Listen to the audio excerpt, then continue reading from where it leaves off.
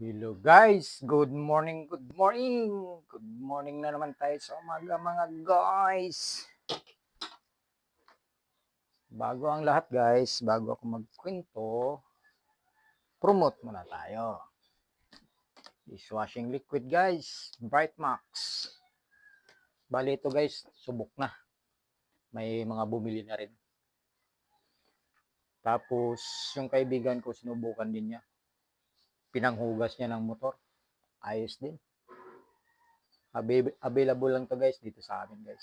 Gawa lang to ng kaibigan natin. Ayos to guys.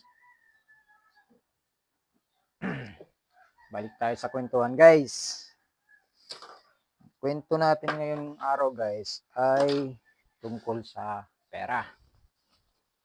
Bali guys, kagabi habang naglakad-lakad ako sa labas, nakapulot ako ng pera. 1,000. Ngayon guys, pagkapulot ko, tumingin-tingin muna ako sa paligid, walang nakakita. Kaya ipinasok ko siya sa bulsa. Tapos guys, kinaumagahan, paggising ko, naisip ko na bumili ng pandesal kasi may napulot akong 1,000. So, dinukot ko ulit sa bulsa.